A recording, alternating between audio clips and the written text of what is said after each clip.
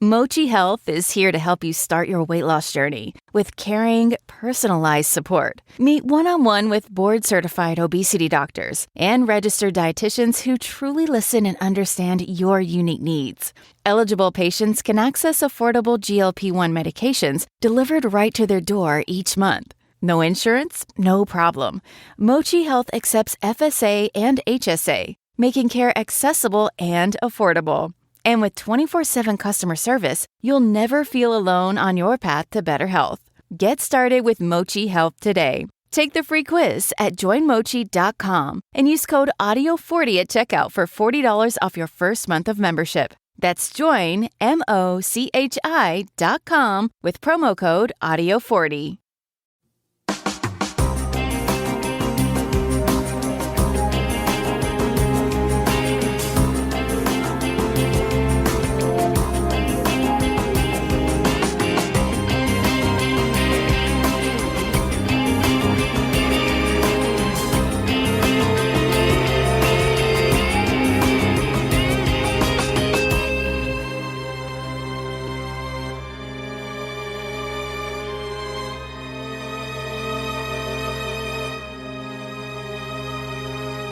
Hello, everyone, and welcome to episode 209 of the True Crime All the Time Unsolved podcast.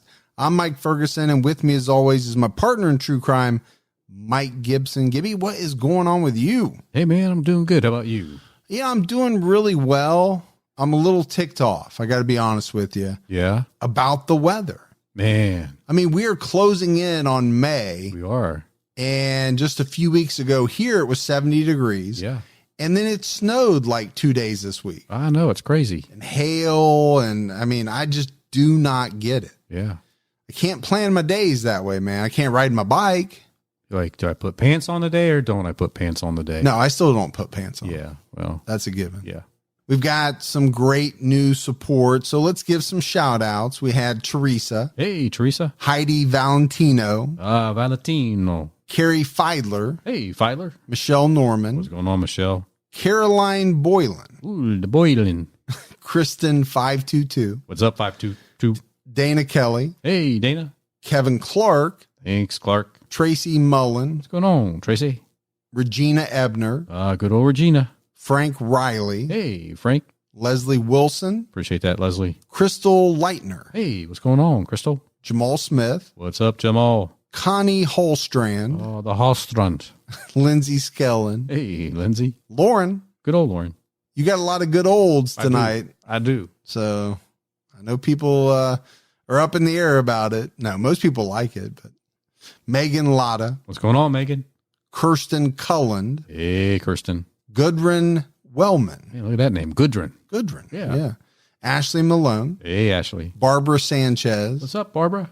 And last but not least, Ashley Hobbs. Hey, Hobbs. So a lot of great new Patreon support. We really appreciate that. Then if we go back into the vault, Gibbs, this week we selected Gail Tedrow. Hey, appreciate that, Gail. Been with us a long time. We really appreciate that long-term support. We had some great PayPal donations as well from Carolyn Burkhart, Angie Stevenson, Eric West, and Belinda Rivamonte. Man, thank you all. It's amazing. Gibbs, right now on True Crime All the Time, we have an episode out that I know a lot of people have wanted us to cover over the years. It's on H.H. Holmes, one of America's first serial killers. I mean, this is a guy who has fascinated me for a very long time because you have the murders that are thought to have been committed by H.H. Holmes. And then, obviously you have to talk about the murder castle and all of the things that they found in there. Oh, yeah. It kind of leads a lot of people to believe that he committed way more murders than what is definitively known about him. Sure. Maybe in the area of 200, 250. I've seen all kinds of numbers thrown around. But the guy, no doubt, was a classic con artist, swindler, and murderer, and obviously serial killer as well. It's a great episode. Make sure you check that out. It's a great episode for our 230 for sure. Yeah, 2:30. The big 230. Gibbs, let's talk about Crime Con for a minute. You and I have made the decision that we're definitely going. Yeah. I know we were kind of on the fence, but I'm feeling pretty good about it right now. Both you and I are fully vaccinated. And I think things are at a point now where I'm pretty comfortable. Going to do it. Going to do it. We're going to Austin, Texas. I think the biggest problem that I'm hearing from people is getting tickets. And I think there's probably a number of reasons for that. First of all, they didn't have it last year. So all the people that had bought tickets, those kind of carried over. Yeah. And most likely they're putting things in place to have a little more distance, between the booths and things like that. So they may not be able to accommodate as many people. Yeah, just don't know. I know I'm not sitting next to you, though. You're not? No. Who are you sitting next to? They got me some other booth by myself. I think you set it up that way. Did you go and get a Rex West booth this time? I did. Just for the heck of it? Well, we're in Austin. We are in Austin. Yeah, a place where I wear my boots. All right, buddy. Are you ready to get into this episode of True Crime All the Time Unsolved? I'm ready. We are talking about the 1966 unsolved murders of Kathy Bernhard and George-Ann Formicola. So we're headed to the Rochester area of New York. Kathy Bernhard and George-Ann Formicola were carefree teenagers in the summer of 1966. On their way to the local swimming hole, they disappeared. And it would be over a month before their bodies were discovered, horrifically mutilated and defiled. This is a brutal case. I mean, there's no doubt about that. I think the question that people ask themselves right away, I mean, first of all, you got who did this, but kind of underlying that question is, who's capable of this? Who is capable of committing such a brutal and heinous crime? And while there are persons of interest and have been over the years, these murders remain unsolved, essentially relegated to the cold case shelves. So I think we need to, Gibbs, start off with the location. The murders occurred in the town of Ballantyne, New York, which is a sleepy little town outside of the Rochester area. In 1966, it was a rural area with few houses and lots of open spaces and wooded forests dotted the countryside. Nearby was the Genesee Junction, where the New York Central and Pennsylvania railroads crossed. According to the Democrat and Chronicle newspaper, on Saturday, June 25th, 1966, two ninth grade teenage girls, 16-year-old Kathy Bernhard and 14-year-old George-Ann Formicola, were planning to spend the evening together going swimming. They were friends and they were neighbors. They lived just a few houses from each other on a dirt lane. It was graduation night at the Wheatland Chili Central High School and the first night of summer vacation. I don't know about you, Gibbs, but I remember vividly back when school had ended and you woke up that next day or maybe the next Monday, and it was your first official day of summer vacation. Oh man, I love that. It was a feeling like no other. Yeah. First of all, I ain't got nothing to do. As far as schoolwork, I might have some chores or something like that. The other thing was I was normally at the house alone. I had free reign. I could eat all the frozen burritos I wanted. Remember I wrote that song for Alice Cooper that one time. Did you? Yeah. School's out for summer, man. You had a lot of time on your hands. I did. But I think it was a really good time for a lot of kids, and maybe still is. I don't know. I'm not a kid. Yeah. I loved it, man. I loved it when I didn't have to go to school. Yeah, my girls don't seem to. I think they're happy that they don't have to do the homework, but I don't know if they're super excited the way that I know I was.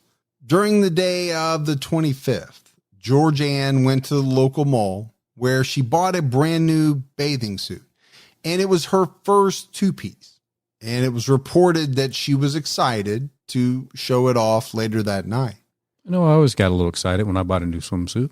Sure. I I actually remember when my daughters got their first two-piece. Yeah. I mean, they were young, but it was that kind of transitioning from the one piece into now I've got a little bit more freedom, and I have a bathing suit that is more like all of the other people I'm seeing on the beach or at the swimming pool or at the lake.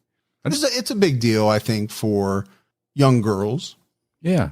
Well, so I just remember when I had to go from not having a husky swimsuit to just a regular swimsuit and didn't have to wear my T-shirt in the pool. I thought, hey, the sunburn really hurts now. I'm really making some progress. After George-Ann's trip to the mall and a few other errands that she had to run, she returned home that evening and put on her new two-piece swimsuit. Kathy also changed into her suit, and the pair set off to Black Creek around 7 or 7:30 p.m.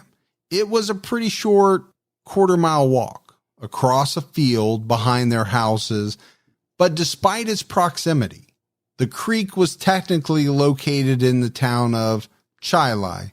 They each carried towels, and Kathy brought along a transistor radio so that they could listen to the newest hits. Man, remember when you used to carry that little transistor radio everywhere you went? Did you do that when you put it up onto your bicycle and kind of bungee cord it there so it wouldn't fall off? I don't know if I ever did that. I definitely remember transistor radios. And then I remember the big boom boxes. Remember people walking down the street with literally this huge machine on their shoulder. I do remember that. And now you can put something in your ear that probably holds 8 million songs. That's crazy, man. It really is if you think about it. It doesn't even have to hold it. You can just stream anything you want from the internet. Those kids today.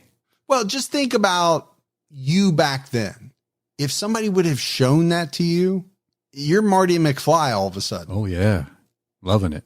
Heck, on the transistor radio, you were lucky to get maybe 2 or 3 stations, and you had to and you had to fiddle with it so much. And don't move it too much.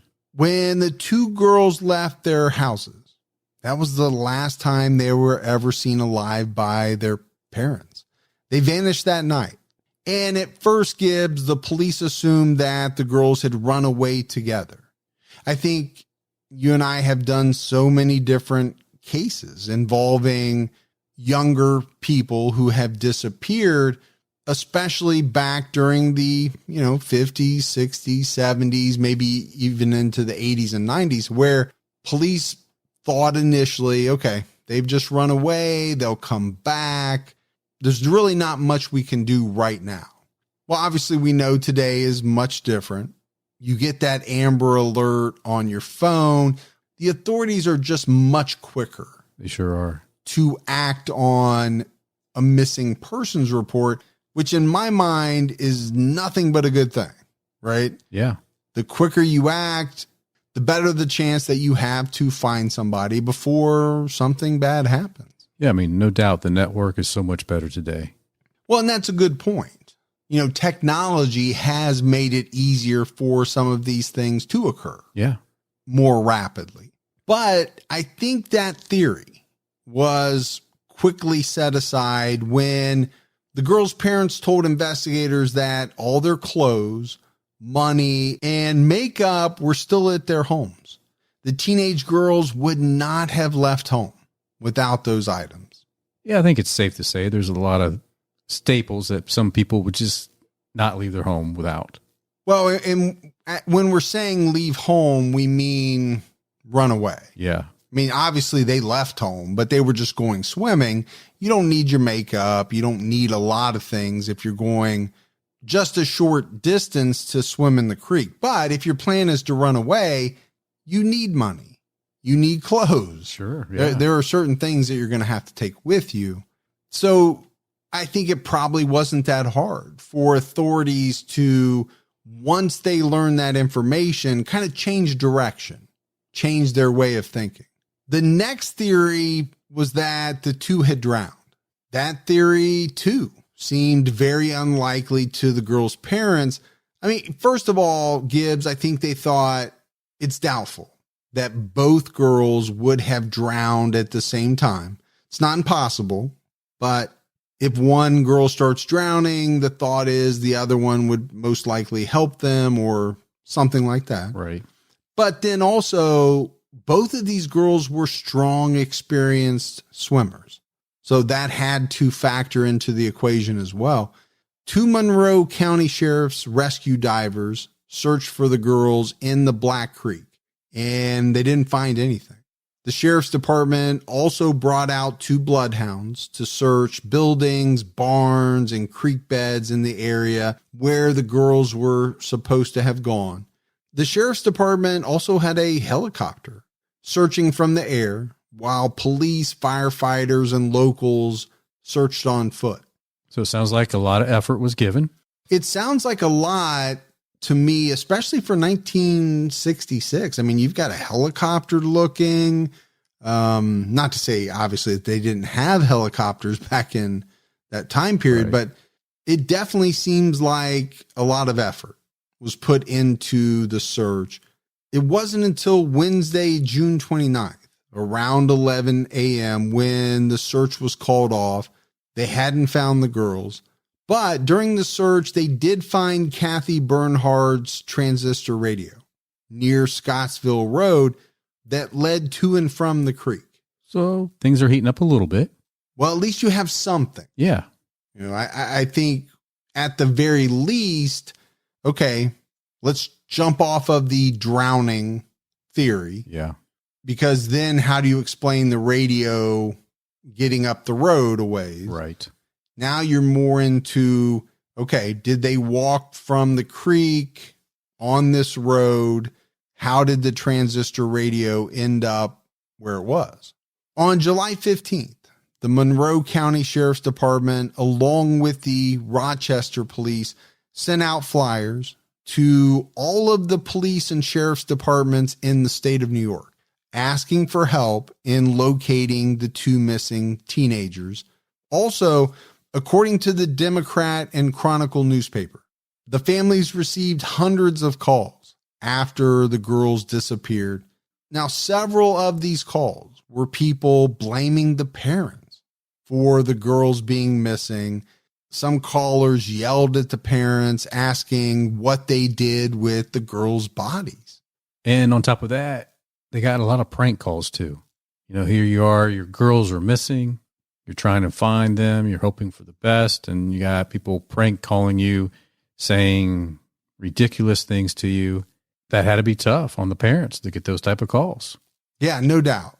I mean, you're already dealing with what is a horrible situation. You don't know the outcome, but it's horrible that they're missing it all. Right. You mentioned the prank calls, but then, you know, on top of that, these calls blaming the parents, some of them essentially saying, we know you killed your daughters. Tell us where their bodies are. Yeah. I don't get that. I don't know how those people sleep making those kind of statements. I don't either, because what evidence do you have that you're basing this off of? If you don't have firsthand knowledge, how in the hell are you accusing parents of killing their own kids? It makes no sense to me. And it's just brutal. I couldn't even imagine what you would say back to these parents if that was you answering that call. I'd say, I'll be there in a minute. Yeah. You stay on the line and we'll talk about this face to face. Yeah. Yeah. According to Michael Benson, the author of The Devil at Genesee Junction, on Wednesday, July 20th, 1966, around 3 p.m., a local farmer investigated a rancid odor emanating from one of his fields, and it caused him to suspect that one of his animals had died. The truth would be much more heartbreaking than the death of one of his livestock. The farmer saw 2 young girls lying face up, partially nude under some brush. They appeared to have been stabbed to death. The farm backed up near Archer Lane, and this was a spot, Gibbs, in the area that was known to be a lover's lane type of spot. Yeah. About every town has a lover's lane. And I'm sure this was very shocking for the farmer to find. He called the authorities out to his farm. Once they got on site, authorities were pretty certain that the two bodies were the missing girls, but they still had to obtain a positive identification. The medical examiner would eventually confirm this through dental records and fingerprints lifted from items belonging to the girls at their homes. The girls' parents were also able to identify the clothes found near the bodies almost a month after the girls went missing. Their remains were found, and the search for Kathy Bernhard and George-Ann Formicola was over. Now it was up to authorities to find the person or persons responsible for their deaths. And of course, the parents already had the nightmare of, where are my kids? Now it's turned into, who would have done this to my kids? And I think you see this in a lot of cases, right? Initially, someone disappears, and it's all about mobilizing help to search, help to find the missing person. Everything's about that. And you have to have faith that you're going to find that person alive. Unfortunately, many of those searches end with finding a dead body. And so at that point, there has to be a transition. And that transition is from the searching to now having the knowledge that we found who we were looking for. We found them dead. We've got to go full bore into finding out who was responsible. But I go back to what you said. That transition for authorities is one thing. The transition for the parents is heartbreaking. Yes. Because you know they had hope. They had so much hope that, okay, I know they're gone, but we don't know where they are. What we do believe is that they're still alive. Now, that probably changes when you get years and years after the disappearance. This was in the first month, right? There's still a ton of hope. Oh, yeah. That you're getting your girls back. Now that hope is gone. It's been shattered. And you have to work through the grief and at the same time believe that the police are going to get justice. They're going to find who did this to your girls, and they're going to make them pay. That's all you can hope for. Kathy and George-Ann both had been brutally murdered, and their bodies were viciously mutilated. According to author Michael Benson, police investigators deemed the mutilation so disgusting and distressing that they refused to share the details with the girls' parents. And I get that. It's tough enough, I would think, for a police officer to have to go to a parent's home and notify them that their child is dead. Right. But we're going to get into some of the details, and they are horrifying. And to have to relay those to a parent be very tough. The medical examiner reported that 16-year-old Kathy was wearing only a blue shirt and had been stabbed 7 times in her chest. And 14-year-old George-Ann Formicola had on just a blouse and a bra, and she had been stabbed 14 times in her chest. The medical examiner also reported that one of the girls' necks was cut so deeply, it was almost severed. So that's brutal in and of itself. Yeah. Knowing the amount of force that had to be used. But it gets so much worse because both of the girls' vaginas were hacked apart with a knife. Now, we mentioned it, right? They had been missing for what, Gibbs? Around a month? Yeah, just shy of a month. And we know it was summertime because school had just let out. Yes. The bodies were very badly decomposed. And because of that, the medical examiner was not able to definitively determine if the girls were sexually assaulted. Well, between that and the fact that the killer hacked up the vagina of each of them, it had to make it very difficult. Yeah, I would say that probably played a factor as well. You know, these details were so graphic that they were not reported on the news. Now, it was the 1960s. I don't know, Gibbs, if that restraint would be used today. Yeah, I'm not really sure. I mean, yeah, they are underage. Yeah, they are minors, and that could play a factor. Sure. I think if they weren't minors, for sure it would be out there. Yeah, I agree with you.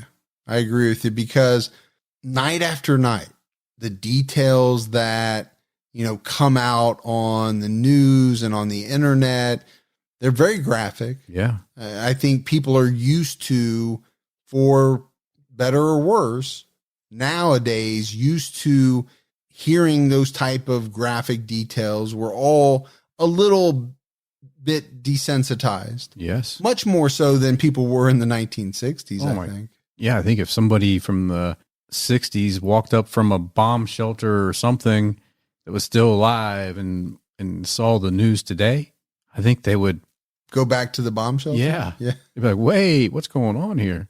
The medical examiner put the time of death for both girls late on the 25th to early on the 26th of June.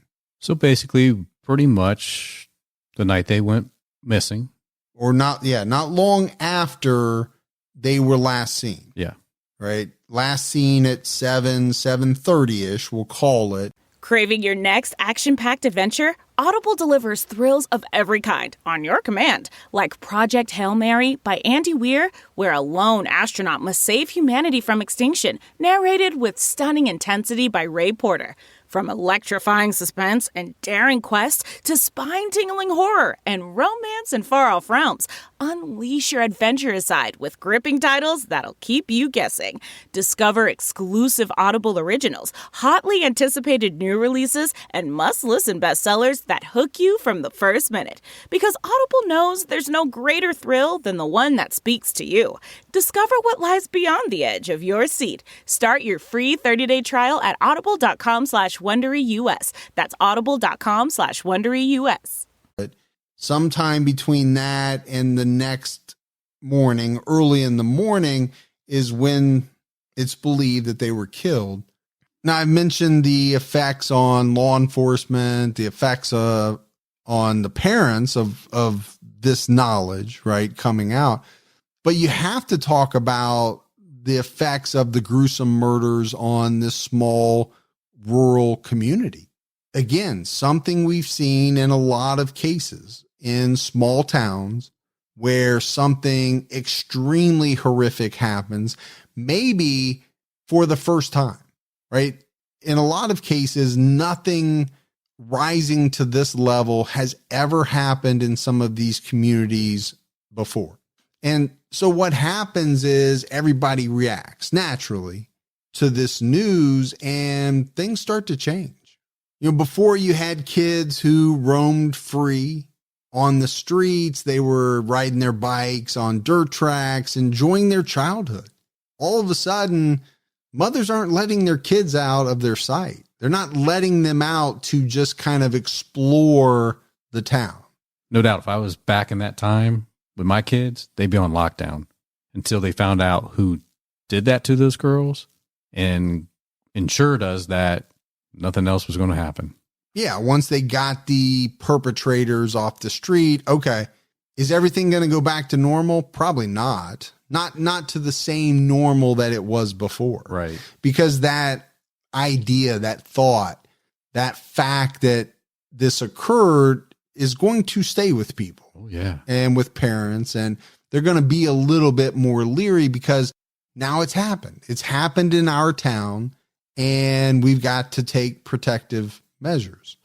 The tracks through the woods to Black Creek that had been made by the feet of countless children became overgrown because they just weren't using that trail anymore. They probably weren't allowed to venture anywhere near that place. Stay away from that place. You know what happened when those two girls went there?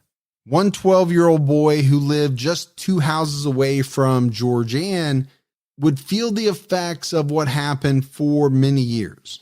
Michael Benson, who was babysat by George-Ann and was friends with both girls, grew up to become a true crime author and an investigative journalist.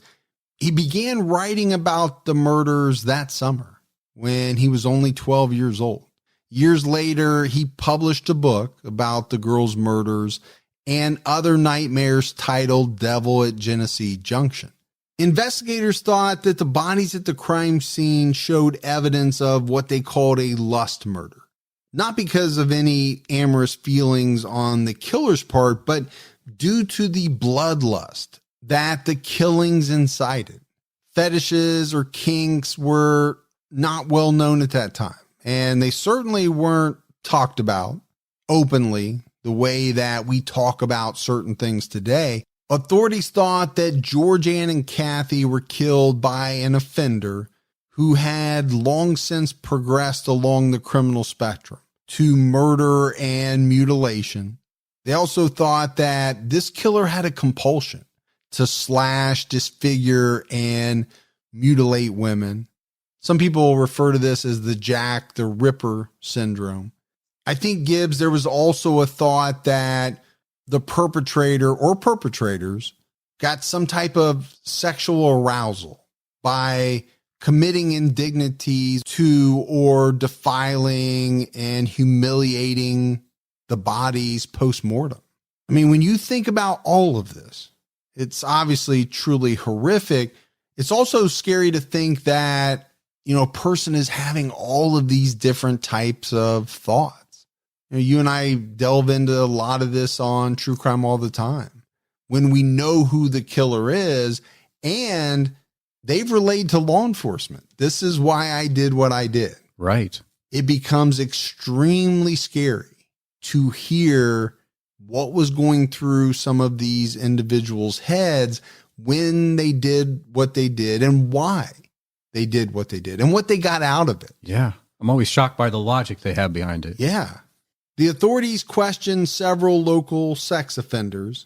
The authorities also looked at a railroad policeman who worked the Genesee Junction, who was rumored to like teenage girls, but he was cleared. Jack Starr, who was George-Ann's boyfriend at the time, and who was seen with the girls at the creek just a few hours before they disappeared, was the first suspect investigated. He was later cleared of any involvement. One potential suspect tossed around for the murders of Kathy and George-Ann has been Arthur Shawcross. Now, True Crime All the Time listeners know all about Arthur Shawcross, as we covered him in a 2-part episode. He was a sick SOB, Gibbs. I don't know how else to put it. He was vile down to his core. Shawcross lived near the town where these girls were murdered.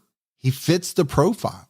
And anybody that remembers that episode, it's going to jump out at them, right? He had paraphilias. He was a necrophile.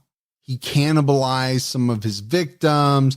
He did a lot of very sadistic things, including mutilating the genitals of his female victims. Yeah, very well known for that. It's immediately what jumped out at me when we talked about the mutilation that occurred to both Kathy and George-Ann and that specific body part. Yeah. It was kind of his MO. I think, Gibbs, you also have to look at the fact that the press dubbed Shawcross the Genesee River Killer based on the locations where some of his victims were found. In June of 1966, Arthur Shawcross had just turned 21 years old. He was traveling around the Rochester area looking for work, as was his habit. Shawcross liked to drive and travel around the back roads as his preferred route. His wife later said that he went fishing all the time, but he never returned home with any fish. It seems a little fishy. It's fishy. Yeah. You're either the world's worst fisherman or you're using it as a cover Yes. to do something else, something that you don't want your wife to know about. Right. At the very least. I think pretty safe to say with him, knowing what we know about him, he's using it as a cover to do some really horrific acts. Exactly. Years later, authorities visited Arthur in prison to question him about the murders of Kathy and George-Ann, but he refused to answer any of the investigators' questions.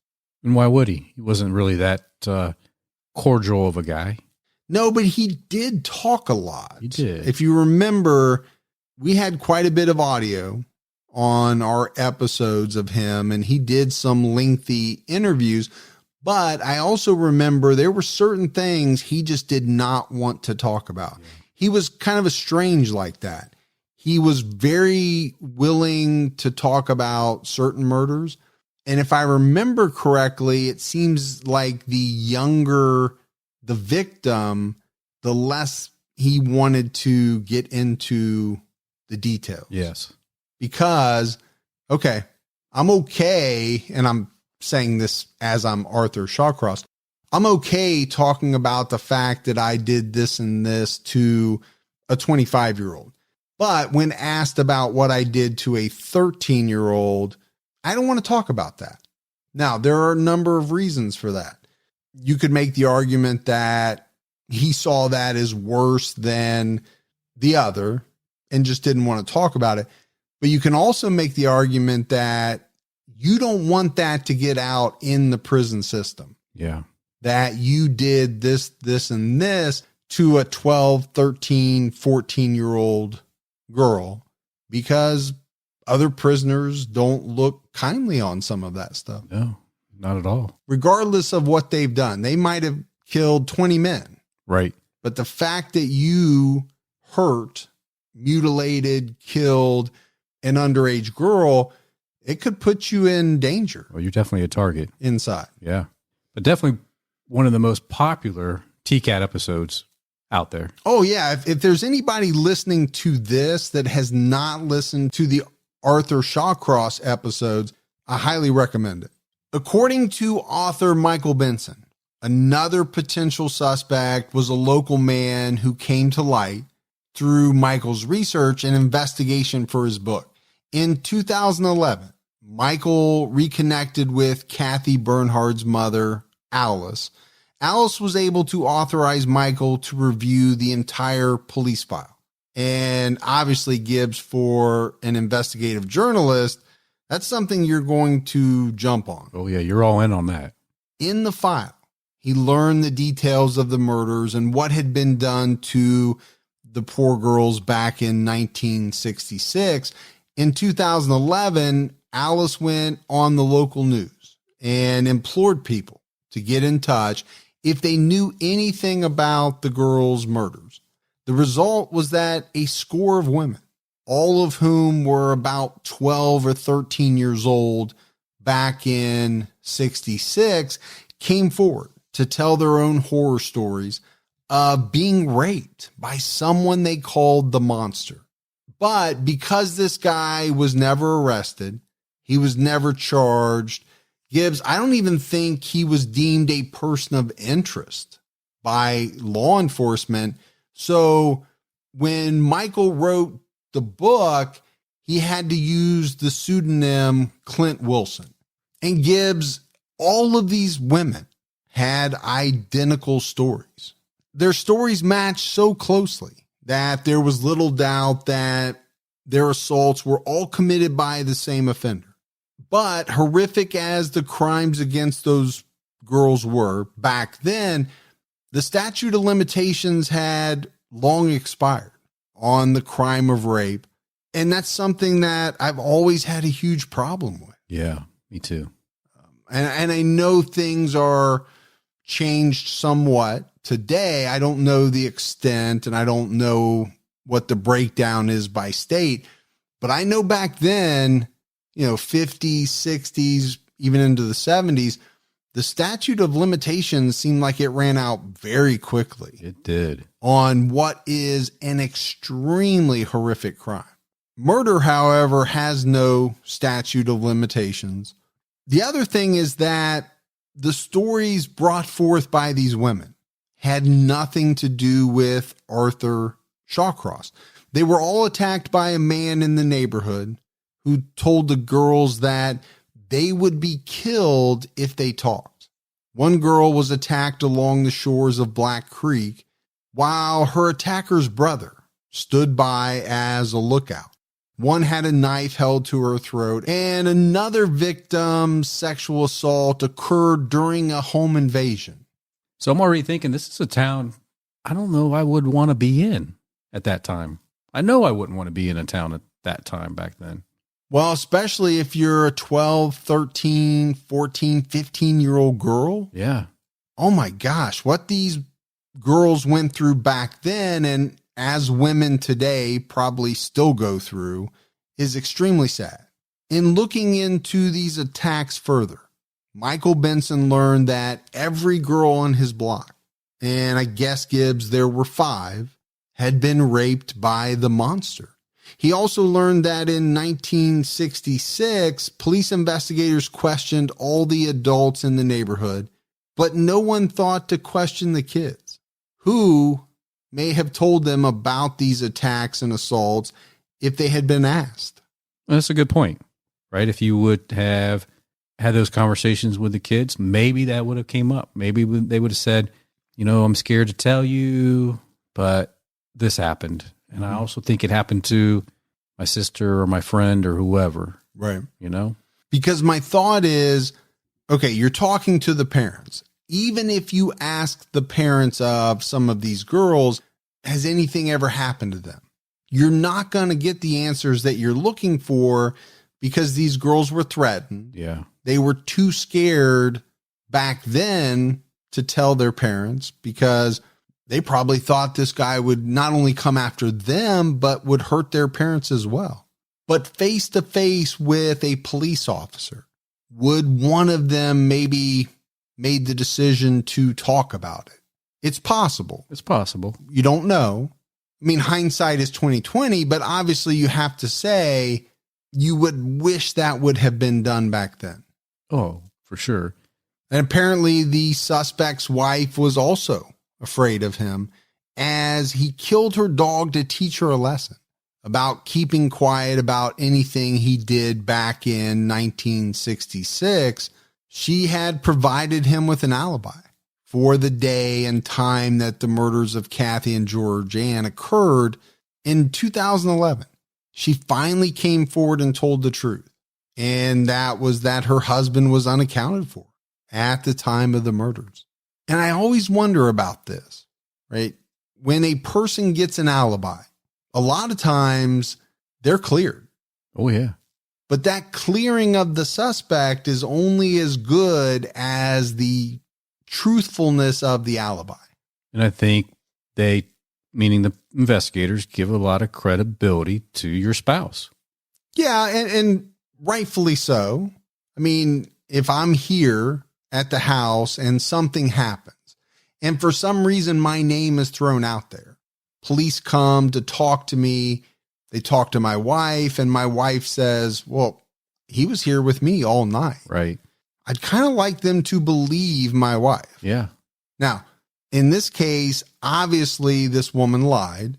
I think it's pretty obvious that she did so because she was extremely afraid of her husband. She probably felt as though she had no other choice.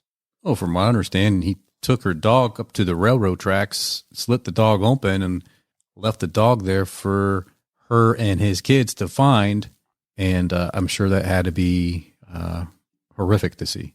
Michael Benson came to the conclusion through his research that this man, he called Clint Wilson, raped a large number of adolescent females in the small town.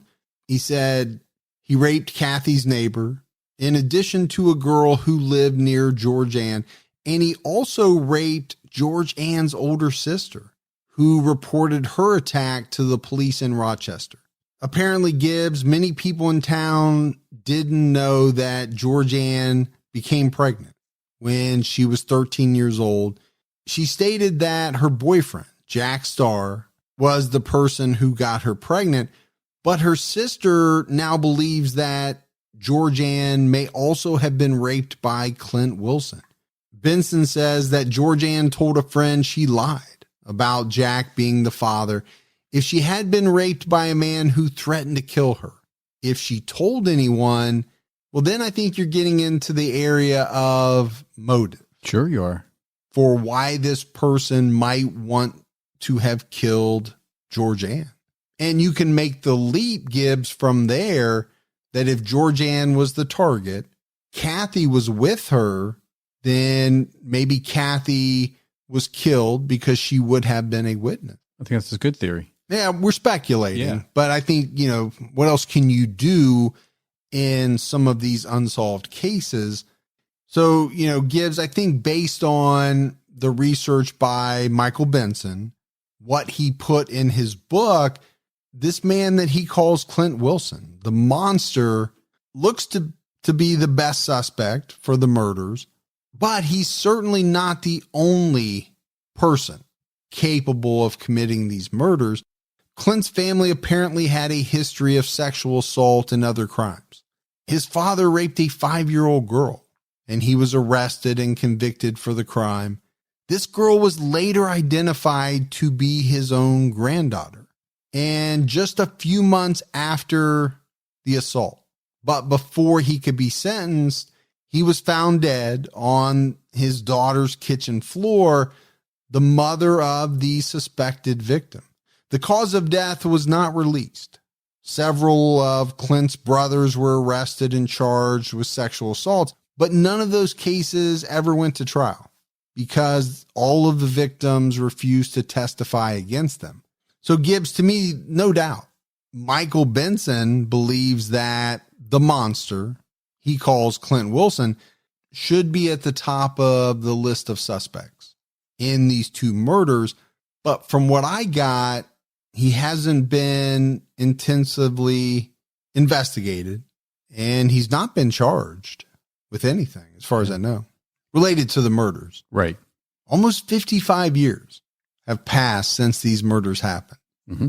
That is a long time. It is, man. It often makes these cases tougher to solve. Persons of interest and potential suspects die. People that have the information that could shed light on who the perpetrators are die. We mentioned it, but the bodies had started to decompose. So, I think it's highly unlikely. We don't know for sure, but I would say it's highly unlikely that they have a lot of DNA evidence. They certainly wouldn't have known it was DNA evidence back then. Right. But evidence collected that could produce a DNA sample. And we don't know how it was stored and, all of those things. I think, Gibbs, as we wrap up this case, what I will say is not to besmirch the Rochester area at all. Right. But there's no doubt there have been some extremely horrific crimes in and around that area. In the early 1970s, you had the Alphabet murders in Rochester. This is one of the cases that you and I haven't done yet, but I know we will. Oh, absolutely. Morph and I covered it on Criminology, I think quite a while back. Yeah, I think about a year ago. In 1994, Mark Christie kidnapped 4-year-old Kaylee Ann Polton of East Rochester, killed her, and dumped her body in a coolant tank. On Valentine's Day 2009, Frank Garcia fatally shot 4 people, seriously wounded another, and held 2 teens at gunpoint for hours during a day-long rampage of revenge.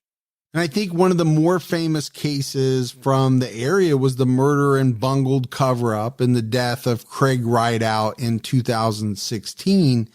It was a case that was so outrageous, it captivated local and national media. It was featured on an episode of NBC's Dateline. 50-year-old Craig Rideout was beaten and strangled in the basement of his Penfield townhouse. His body was then wrapped in a tarp, doused with drain cleaner to disfigure his face and fingerprints, and dumped by a rural roadside in Yates County in the early morning hours on July 20th, 2016. Ultimately, his estranged wife, Laura, and sons Colin and Alex were convicted for Craig's murder, though it remains unclear who actually killed the Penfield man and father of 7. Sounds like they have definitely seen their fair share of criminal activity. Yeah, and we've covered quite a bit of it. I think if you looked at any town the size of Rochester, you could probably put together a list, although this is quite a lot. Sure, and you park Arthur Shawcross in there too, right? Exactly. I think that's the unfortunate thing. place a pin on the map of the United States, of a sizable city. Yeah. And if you did the research, you would find so many horrifying crimes, it would make your head spin. Yeah, because every time we research a case, we always come out of it with, did you see this one? Did you hear about that one? Oh my gosh, look at this one here. Or a bunch more cases to add to the list. Getting back to the murder of Kathy Bernhard and George-Ann Formicola, it's hard to ignore the work that Michael Benson did and all the things that he's uncovered in his theory. Right. It's hard to ignore it. Well, absolutely. Whoever this Clint Wilson guy is, at the very least, he's an extremely serious person of interest. Right. Whether you use the term person of interest or potential suspect or whatever it is, doesn't mean he's guilty. But if he did all of the things that Michael Benson said he did, he's a bad guy. He is. Now, whether he also then committed these murders, I would say the chance goes up. Yeah. If all of those things are true, but at the very least, a very, very bad guy. We're going to have the same problem in this case that we have with many unsolved cases that are this old. I'll say most of these types of cases are solved years and years later by DNA. Yeah. And we just don't really know what, if any, DNA evidence the authorities have. But if the case is 55 years old, you have to think maybe the suspect is probably in their 70s or older. I was going to say, I think at the very least, they're in their 70s. Yeah. I mean, if you think about if a person was as young as 25 years old, yeah, they're now 80 years old, yeah, give or take. And so that's where you run into the area of the perpetrator possibly dying, individuals that have the details of what happened dying. So it could be that by the time, if they do have the DNA and they're able to work it and get a match, the person turns out to have already died. Right. But that's still a win. Sure it is. Because you've identified the killer and you've done all you can do. You're not going to be able to punish that person because they're gone. But I mean, at the very least, that's what you hope to do. But that's it, Gibbs, for our case on the unsolved murders of Kathy Bernhard and George-Ann Formicola. We got some voicemails. You want to check those out? Let's check them out. Hi, Gibby and Mike. I'm calling just to tell you guys how much I enjoy your show. I commute a lot every day to and from work 6 days a week. So you guys have helped me get through my drive, and I thoroughly enjoy the banter that you two have, and you make me laugh all the time. I started out by listening to TCAD and then moved to Unsolved. At first, I wasn't that crazy about the Unsolved just because some of the gruesome murders and realizing that those people are still out there is kind of scary. But the more I listen to it, the more I enjoy it. I haven't listened to the other ones that you do, Mike, but I'm sure once I get caught up on all of these, I'll probably be looking for something else also. So, as they all say, stay safe and keep your own time ticking. Well, we definitely appreciate that. And you never know. By the time you get caught up, Gibby and I might have something new in the works. We might. You never know. You never know. Yes, this is John calling from Thunder Bay, Ontario, Canada. I've been kind of a fan of both your podcasts, both True Crime All the Time and True Crime All the Time Unsolved for quite a while. All caught up. Now I'm stuck like everybody else who has to wait every week for new episodes. But anyway, every time you start your show, I chuckle a bit about your Gibby, the nickname Gibby for Gibson. A long time ago, I worked with a Gibson, and back then, the only nickname you could have for a Gibson was Hoot Gibson. You know, he was a country movie star back in the 1920s, Hoot Gibson. So I always picture you introducing Gibby as Mike Hoot Gibson. That always gives me a chuckle because I thought it was funny. Well, anyway, I just thought I'd tell you that, and hopefully, and that I'm a fan and I enjoy your podcast. And Keep your own time ticking, and hope you guys stay safe. And I look forward to the next episode. Bye. Well, actually, in high school, my good friends did call me Hoot Gibson because of that. So they call me Hoot or Hooter. Did you say Hoot or Who? Hoot. Who is Mike Gibson? Who is Mike Gibson? No, they call me Hoot. They call me Hoot or Hooter. Well, that's just because you like to go to Hooters back when is Hooters still around? Actually, they are around. Oh, because all the ones around here have been long gone. Yeah, there's one of them down by me still. Oh, is there? Well, that figures because you're probably keeping them in business. That's not true. Hey, this is Cyclone Patriot. I'm watching you, pal. No, just kidding. Hey, guys. Just wanted to leave you guys a message, say how great you guys are doing. I love both of you guys. You guys are awesome. I'm a truck driver out here in the middle of nowhere still. So, you guys keep up the good work. God bless you. Keep you safe. Love you guys. Bye. What you don't know is we're watching you, and we're not kidding. So, you know what I was thinking the other day, Gibbs? We love truck drivers. We love delivery drivers.